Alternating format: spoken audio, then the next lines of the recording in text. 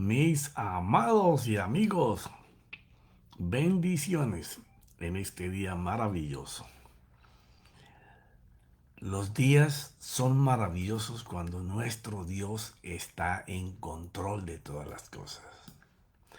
Bueno, estamos hablando particularmente de algo que nuestro Señor Jesucristo colocó como un ejemplo a todos aquellos teólogos de ese tiempo y que pensaban que sabían interpretar las escrituras, y les colocó un ejemplo sobre un vestido viejo que se quiere remendar con un paño nuevo, y cómo el vino se va a echar en odres viejos, donde los odres ya viejos por la fermentación del primer vino que tuvo ya están todos agrietados y no resistir los vapores del vino nuevo, queriendo compartir no solo que hay que cambiar la manera en que se debe de ver e interpretar al Señor, porque una vez que Él vino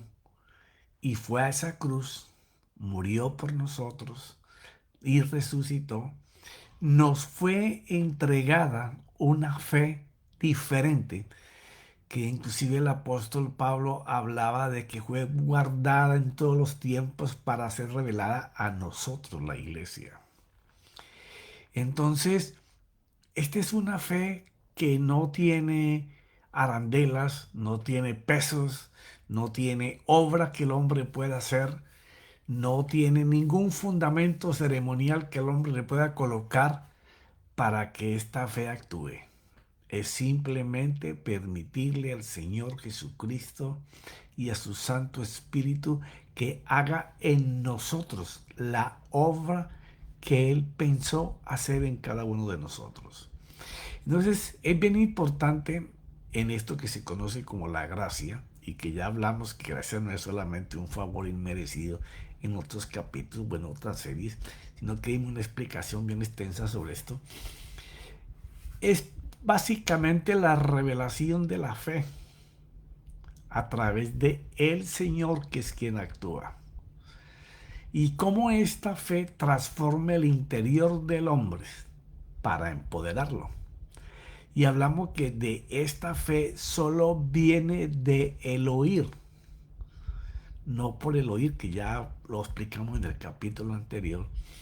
Viene por el oír, y el oír por la palabra de Cristo. O sea, esta fe gloriosa, poderosa, que actúa en cada uno de nosotros, al que le permita a ella que funcione, es solamente por escuchar a Cristo y permitirle a Él que lo haga. Pero cuando hacemos lo contrario, estamos rechazando. Y esto nos llevará a obrar, usando la fe solo como información religiosa.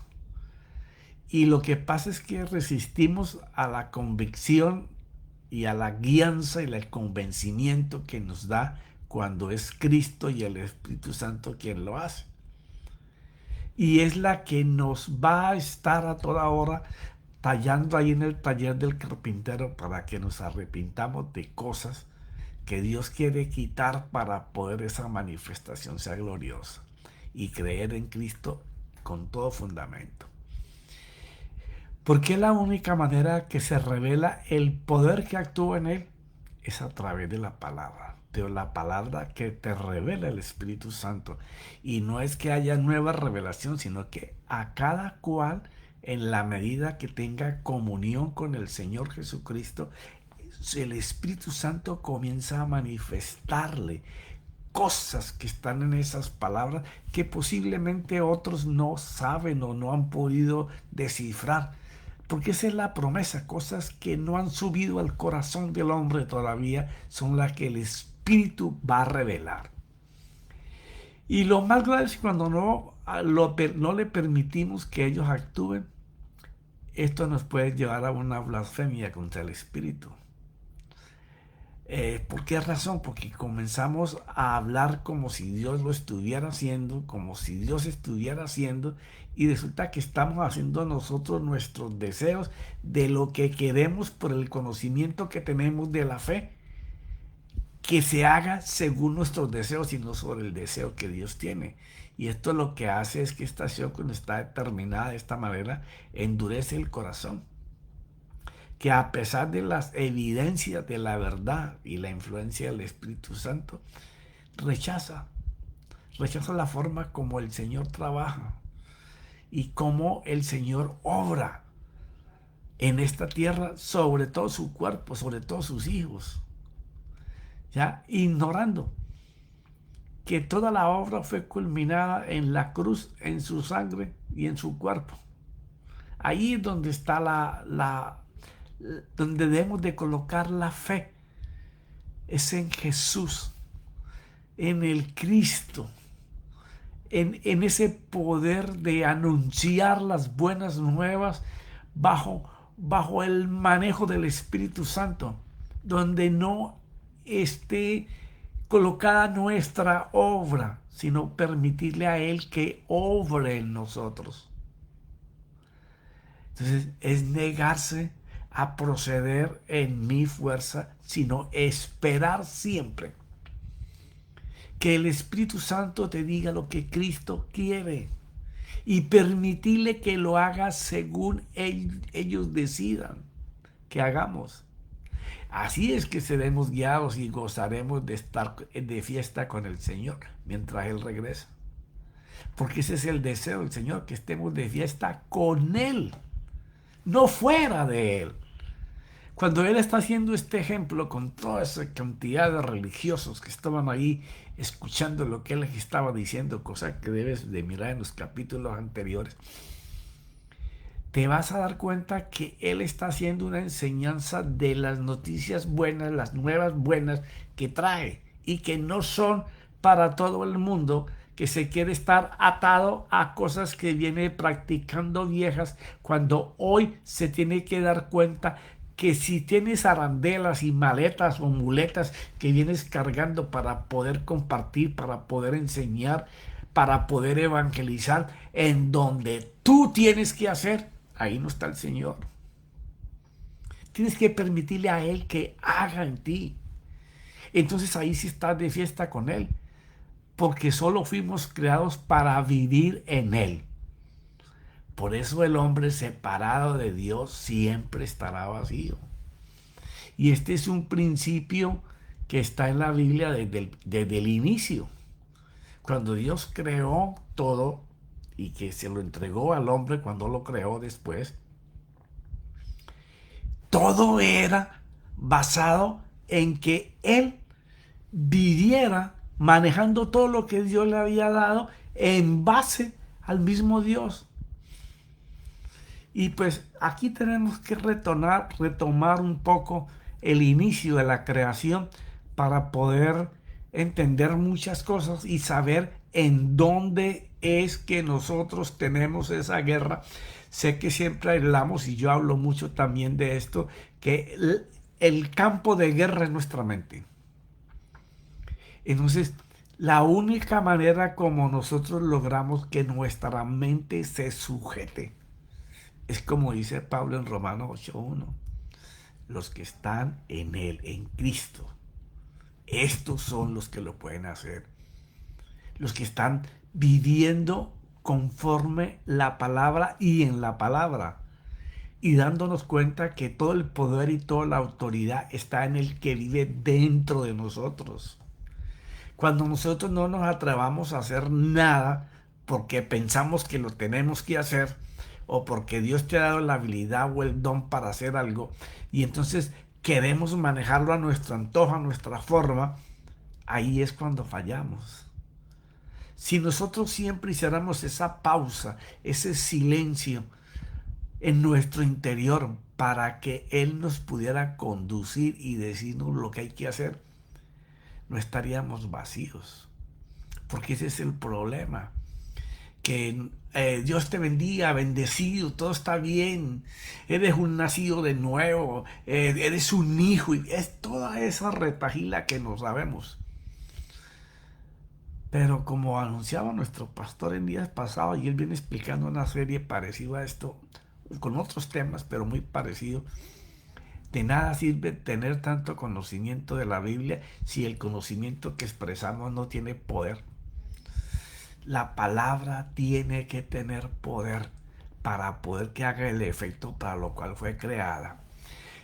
Pero vamos a vivir algo de Génesis, a lo mejor se nos va hoy el tiempo en esto, pero es importante para poder saber quién eres, cómo te formaron y qué es lo que Dios esperaba que tú y yo hiciéramos y por qué caímos en esa desgracia tan tenaz.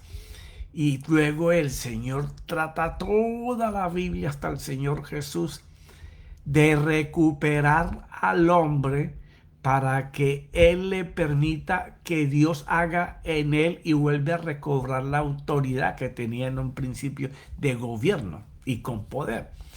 Y dijo Dios, hagamos al hombre a nuestra imagen conforme a nuestra semejanza. Y esto lo he explicado ya muchas veces.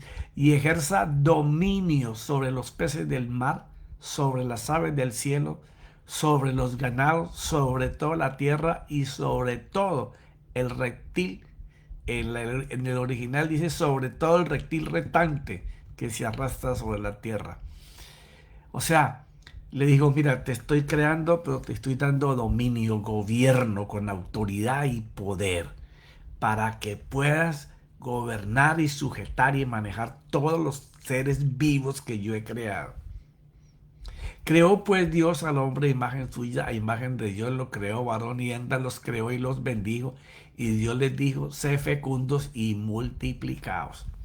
Ahora, aquí me quiero detener un poco porque tenemos que encontrar la raíz del cambio. La orden dada al hombre y a la mujer era, yo deseo que ustedes retoñen, que sean fértiles, que se multipliquen. O sea, como él hizo todo lo creado que tenía vida, desde los árboles, los peces, las aves, los animales que se arrastran, el ganado, todo lo que él hizo. A todo el Señor le dio a cada animal de eso. Le dio no solo la autoridad de que se multiplicara, sino que le dio el potencial de que lo pudiera hacer. Pero al hombre le dijo, mira, así como a cada uno de ellos yo le he dado la manera de cómo se multiplique, a ti también te la he dado, pero a ti con una mayor jerarquía para que los puedas dominar a todos. Y le dijo al hombre, llena la tierra y sojuzgala, pero al hombre le dio la autoridad y gobierno sobre todo lo creado en la tierra, al decirle que ejerciera dominio sobre los peces del mar, sobre las aves del cielo y sobre todo ser viviente que se arrastra o se mueve sobre la tierra. Entonces, ¿cuál es el fin aquí? Vamos a encontrar cómo nosotros podemos hacer que el factor de multiplicación que está errado, que está malo, porque tú te has puesto a pensar qué culpa tiene un bebé que acaba de nacer que dice que está en pecado. Y entonces nos dice, no es que es el pecado original, pecó Adán y Eva, entonces todos los hombres pecaron. Sí, eso lo dice la Biblia, claro que sí. Pero ¿qué tal si sabemos el por qué, el cómo y para qué? ¿Por qué razón? Porque yo no puedo concebir en mi mente que Dios cree algo que sea malo. Si Él es perfecto, Él es un padre de amor, ¿cómo va a ser posible que crea un alma que de la concepción está mal? Entonces, ¿te has preguntado alguna vez en qué momento el alma del hombre se conecta con ese esperma y ese óvulo ¿Y en qué momento el espíritu que Dios creó, porque Él es el Padre de los espíritus hechos perfectos, ingresa en esa fecundación? Entonces tenemos que mirar cómo es que Dios creó al principio para poder llegar al hombre bajo la orden de que se multiplicara. Y dijo Dios, Génesis 1, el 11 al 12, produzca la tierra vegetación. Mira, Él no creó ni formó nada. Le dio la orden a la tierra. Quiere decir que para que la tierra pudiera producir todo lo que conocemos de plantas, de árboles, de semillas que nos sirven de mucho alimento, Él tuvo que haber colocado, así como en el hombre, la vida de todas estas cosas en la tierra. Porque después en la producción de cada una de esas cosas, tú no vas a ver que un árbol de aguacate da aguacates y luego Dios manda a un ángel, mira, ve y colócale más aguacates al árbol para el próximo año. No, el aguacate tiene una orden dentro de él para producir una semilla que si se siembra en la tierra en donde se le dio la orden que pudieran hacer, se creó otro árbol que produzca fruto. Igualmente hizo con todos los animales y con toda la creación. Entonces, si Dios colocó la semilla en la tierra para que produjera todo esto, ¿por qué no pensar que si Dios empleó esta misma forma, le colocó al hombre, como dice ahí en Génesis, que lo acabamos de entonces leer, la capacidad de que el hombre produjera la vida? Pero qué vida, porque ¿cómo es que un bebé nace en pecado? Para allá es que vamos. ¿Por qué razón? Porque si tenemos que pegar un pedazo de tela en un andrajoso vestido, quiere decir que estamos continuando haciendo lo que viene por generaciones. Y no es que eso es lo bueno, no ha cambiado, no. Tenemos que no tener una mente tan limitante y poder abrir nuestro corazón para poder ver en dónde es que se tienen que suceder los cambios. Sí, es cierto que el gran combate es en nuestra mente, pero tenemos que saber cómo llegar ahí. Entonces, produzca la tierra vegetación, hierbas que den semilla y árboles frutales que den frutos sobre la tierra según su género, con su semilla en él. O sea, a la tierra le da la orden que tenía la semilla para que ese árbol naciera. Pero una vez que nace el primer árbol, Dios le da la orden a ese árbol que dé fruta, pero que tenga semilla, para que cuando la gente se coma la fruta, la semilla pueda producir otro árbol. Dios no está pendiente de que una planta, una semilla, una flor dio su fruto y entonces va a mandar a su ejército de ángeles para que vuelvan a colocar otra semilla. No, Él le dio la orden a cada uno de esos árboles que dieran fruto y que con las semillas se volviera a multiplicar otra vez en él. Y fue así, y produjo la tierra vegetación, hierbas que dan semillas según su género, y árboles que dan fruto con su semilla en él según su género, y vio Dios que era bueno. O sea, lo que te estoy diciendo no es descabellado, está aquí escrito. ¿Por qué razón? Porque tenemos que reflexionar sobre las verdades que Dios mandó a Moisés a escribir. Imagínense, Moisés no estaba cuando esto estaba sucediendo, pero a Dios le plugo por su espíritu poner a Moisés a escribir de cosas que él no vio, cosas que no le contaron tal vez, para poder empezar a escribir todas las cosas que Dios hace con los primeros libros. Y del 20 al 22 leemos: entonces dijo Dios, llénese las aguas de multitudes de seres vivientes y vuelen las aves sobre la tierra en la abierta expansión de los cielos. Y creó Dios los grandes monstruos marinos y todo ser viviente que se mueve, de los cuales están llenas las aguas según su género, y toda ave según su género. Y vio Dios que era bueno, y Dios los bendijo, diciendo: sed fecundos y multiplicaos. O sea, la misma orden. Y llenad las aguas de los mares y multiplíquese en las aves en la tierra. Claro, a través de un huevo de un ave, vuelve y nace otra ave. Muchos peces con huevos, otros peces no lo tienen por huevos, lo tienen por fecundación y se crían sus pancitas. La ballena, el delfín, el tiburón y así sucesivamente todos los animales. Y fue la tarde y fue la mañana del quinto día. O sea, lo que te estoy tratando de llevar es a que Dios colocó la vida tanto de los árboles como de las aves, como de los animales del mar, de todos los insectos. Dentro de ellos está el poder de multiplicación. Dios lo puso. Y fue así. E hizo Dios las bestias de la tierra según su género y el ganado según su género y todo lo que se arrastra sobre la tierra según su género. Y vio Dios que era bueno. O sea, todas estas cosas tienen la orden de Dios de multiplicarse. Dentro de ellos está la vida para volver a darla. Y entonces fue cuando dijo, hagamos al hombre a nuestra imagen, conforme a nuestra semejanza, y ejerza dominio sobre los peces del mar, sobre las aves del cielo, sobre los ganados, sobre toda la tierra y sobre todo reptil que se arrastra sobre la tierra. Ahora, ¿en qué estado estaba Adán y Eva cuando se le dio esta orden? Porque si leímos allá al principio que dijo Dios que le hicieran, que hizo al hombre a su imagen y semejanza, pues el hombre cuando recibió esta orden, él estaba en el estado de espíritu, hecho mayor que los ángeles.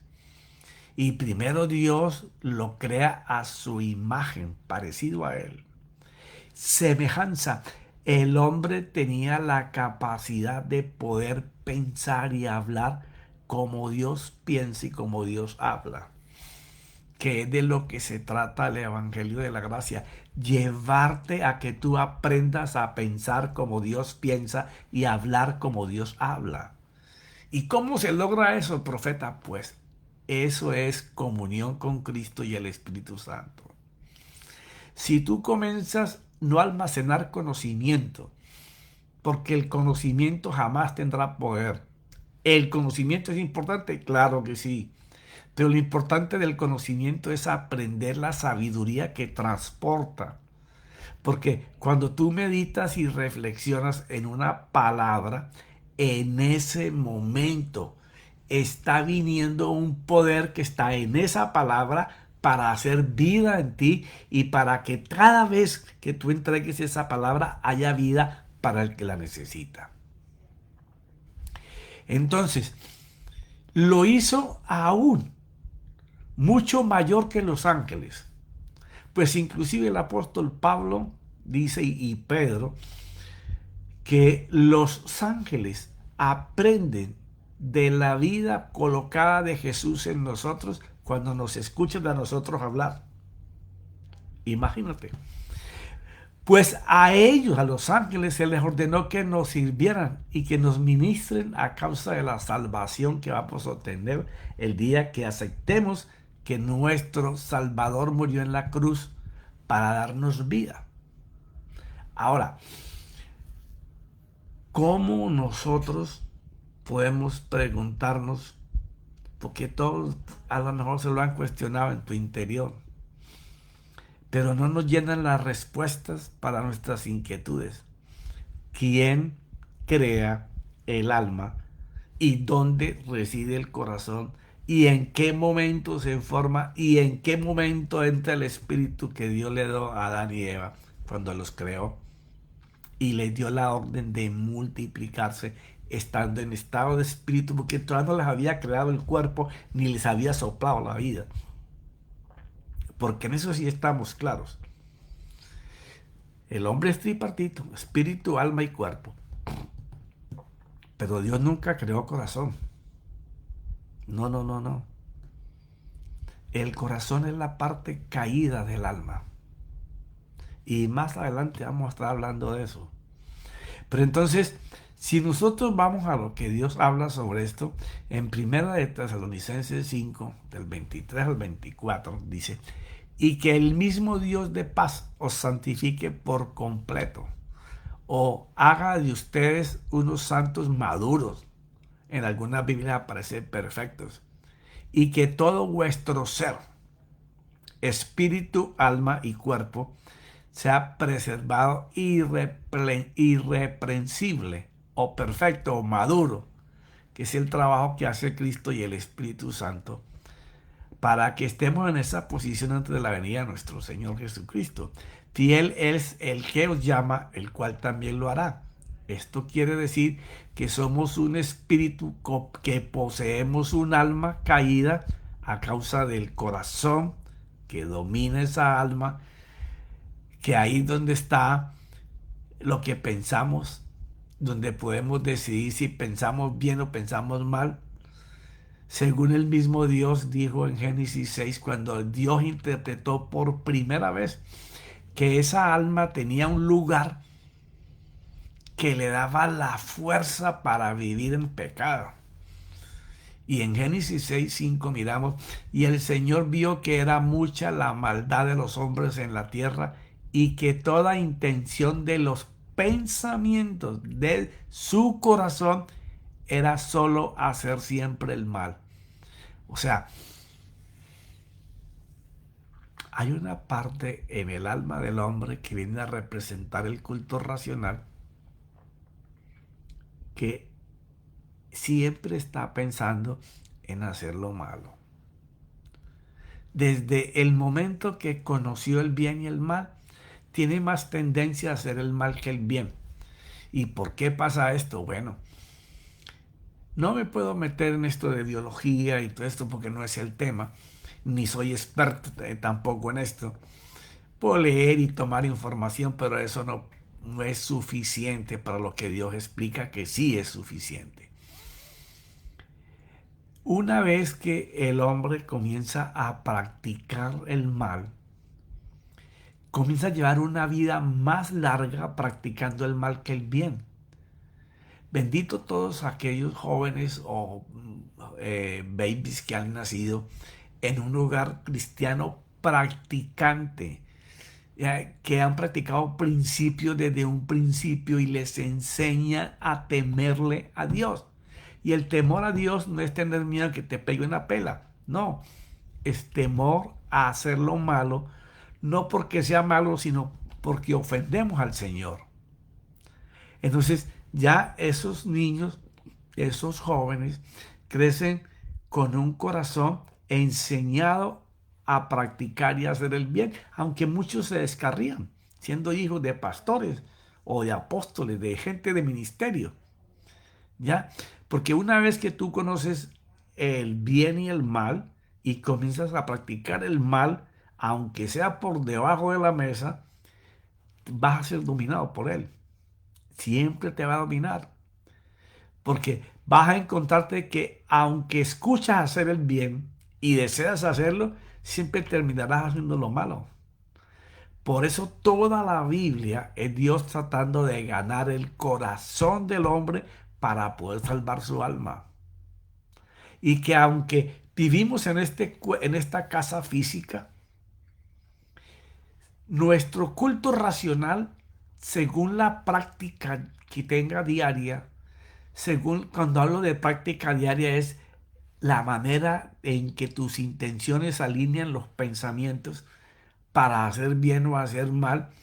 De esa misma manera es que tú vas a vivir en este cuerpo físico. Ahora, tenemos que hablar de esto. ¿Por qué razón? Porque tenemos que llegar a una conclusión de cómo es posible que si nuestros hijos nacieron bajo pecado. Entonces, cuando tú puedes entender que el árbol que eres tú produjo una semilla igual a la que tú tienes. Entonces, ¿cómo tú vas a creer si la semilla tuya era mala, va a producir un árbol bueno? Entonces, ya ahí el principio era de Dios. Pero ahora el hombre es el que tiene la facultad de procrear, como Dios lo envió, un alma que tenga un corazón más puro, más sano, pero nace en pecado. ¿Por qué? Porque la semilla que el Padre coloca es una semilla mala. Pero de eso estaremos hablando en próximos capítulos, porque se me terminó el tiempo. Pero mis hermanos, es bien importante reconocer cuál es la situación del hombre y cómo la gracia habla de que no es necesario que el hombre intervenga con sus principios, sus preceptos y el conocimiento que él sospecha que es la verdad, sino que camine y viva en la verdad y que le permita al Señor Jesucristo y a su Espíritu Santo guiarnos, que aprendamos a permitirle a ellos hacer esa pausa, aunque no te guste, aunque tengas que quedarte quieto, callado, aunque tengas que esperar, porque Dios te va a dar lo tuyo cuando tú estés listo para recibirlo. Porque si Dios te ama, no te va a dar las cosas cuando no estás preparado. Yo no le iba a dar a los hijos míos cuando tenían 6 o 7 años los carros que manejan hoy. Se hubieran estrellado, se hubieran matado. En la primera entrada un expressway ya comenzando que ni alcanzaban al timón para poder ver delante. O sea, Dios para entregar un bien tiene que prepararnos primero. Y aquel que se deje preparar es el que no va a pasar tantos procesos creyendo que Dios no le oye, que Dios no le escucha, que Dios no le responde. No, a lo mejor tú quieres hacer algo porque tu yo te dice que te vas a sentir bien ahí y que eso es lo que tú deseas. Pero Dios dice, no, espérate, ese plan no va conmigo, yo te escogí. ¿Ya? Yo te escogí, vi tu corazón, vi tu caminar y yo quiero usar eso para hacer contigo cosas con personas a las cuales he preparado para que se encuentren contigo. Pero ya eso es tela de otro costal. Padre, te damos gracias por tu Santo Espíritu, por tu palabra que siempre nos va a entregar riqueza, Señor. Palabras que son claves, pero que determinan claridad y que contestan muchas preguntas que nos hemos hecho, pero no hallamos respuesta. Gracias, Espíritu Santo, y que estos mensajes lleven a mis hermanos a una dependencia en la fe a la obra de Jesús. Que no tratemos de forzar nosotros para sentirnos bien haciendo obras que solo Él puede hacer. La fe es para que Él las haga. Esa es la confianza, la creencia, depender de Él en todo. Gracias, Padre, en el nombre de Jesús y su Santo Espíritu. Amén y amén.